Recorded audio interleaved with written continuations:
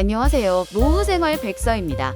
혹시 내 영혼은 아직 혈기왕성했던 시절 그대로인데 몸이 예전 같지 않아서 또는 사회적인 눈치 때문에 예전과 같이 성생활을 즐기지 못하고 계시진 않은가요? 글로벌 섹슈얼 헬스케어 기업 텐가가 시장조사기관 펜션벌랜드에 의뢰해 한국, 미국, 영국, 중국 등 세계 18개국을 진행한 조사에 따르면 한국인의 성생활 만족도가 세계 18개국 중 17위로 일본과 함께 최하위에 머물고 있다고 합니다. 성생활의 만족도는 삶의 만족도에도 깊은 관계가 있는 것으로 조사되었는데요. 건강한 성생활은 행복감, 자존감과 같은 정서적인 영향뿐 아니라 신체 건강에도 큰 영향을 끼치는데요. 나이가 들어 심리적이거나 건강상의 이유로 또는 오랜 공백으로 어색해진 부부관계 때문에 성생활에 문제가 있다면 끝까지 시청해주세요. 50대, 60대 이상을 위한 꿀팁 저장소 노후생활 백서. 세계적인 화가 피카소는 90세에도 자녀를 얻었습니다. 성생활에는 나이의 제약 따위는 없다는 증거죠. 하지만 우리나라의 50대 이상 중장년과 70대 이상 노년의 성생활은 시대적인 영향으로 성에 아직 보수적인 분들도 많을 뿐더러 젊은이들의 눈치를 보게 되는 게 현실입니다.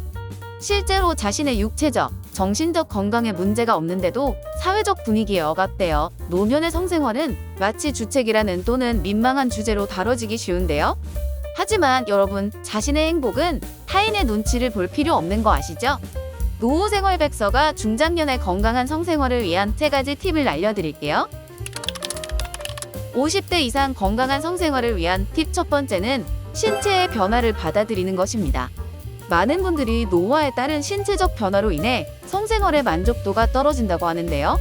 우선 남성의 경우 일반적으로 35세에서 45세 사이 남성 호르몬인 테스토스테론이 감소되는데요. 이로 인해 급격한 성욕 감퇴와 정력이 사라지기 시작해요. 관계 시 성기의 강직도와 유지력이 서서히 떨어지기 시작하게 되죠. 하지만 이 변화를 받아들이지 못해 점점 자신감이 사라지고 결국엔 시도조차 하지 않는 분들도 계신다고 해요. 35세 이후 성기능이 저하되는 건 지극히 정상적인 현상입니다. 이를 자신의 문제로 생각하지 마시길 바래요. 이러한 심리적인 영향이 오히려 발기부전이나 조루증과 같은 현상으로 이어질 수 있습니다. 운동, 금연, 식습관, 숙면으로 충분히 정력을 끌어올릴 수 있고 오히려 주기적인 성관계가 정력 유지의 필수 요건이라고 합니다. 필요하다면 경구 약물이나 주사제도 도움이 됩니다. 요즘엔 비아그라와 시엘리스와 같은 성기능 관련 의약품들이 저용량으로 매일 비타민처럼 복용하실 수 있게 나오고 있어요. 특허기간 만료로 복제약들도 많아져서 가격 부담도 줄어들었다고 해요.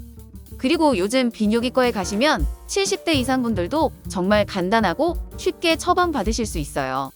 명심하세요. 창피한 게 아니라 당연한 겁니다. 여성의 신체 변화도 마찬가지인데요. 폐경을 겪으면서 질 건조와 질 위축 증상으로 성생활에 어려움을 느끼는 분들이 많으십니다. 이 역시 의학적인 도움을 받으면 쉽게 해결이 가능하세요. 질 건조와 같은 경우는 약국이나 생활용품점에서 윤활제를 구입하시면 바로 긍정적 효과를 얻으실 수 있고 여성 호르몬 보충요법을 통해 폐경에서 비롯된 여러 가지 신체 문제들을 해결할 수 있습니다. 50대 이상 건강한 성생활을 위한 팁 두 번째, 눈치 보지 마세요. 2002년에 개봉한 영화 죽어도 좋아하는 각자의 배우자와 사별한 70대 남녀가 외롭고 고통스러운 날을 보내다 운명처럼 만나 사랑에 빠지는 실화 바탕의 내용인데요. 당시 노년의 성생활을 적나라하게 표현하여 찬사와 비판을 동시에 받기도 하였습니다. 20년이 지난 지금 노년 성생활에 대한 인식이 좀 바뀌었을까요? 여전히 노인을 무성욕인 존재로 보는 눈들이 있는데요. 국내 여러 조사에 따르면 70대 후반에서 80대 초반 연령층에서 여전히 성생활을 즐긴다는 답변이 36.8%로 나타났습니다.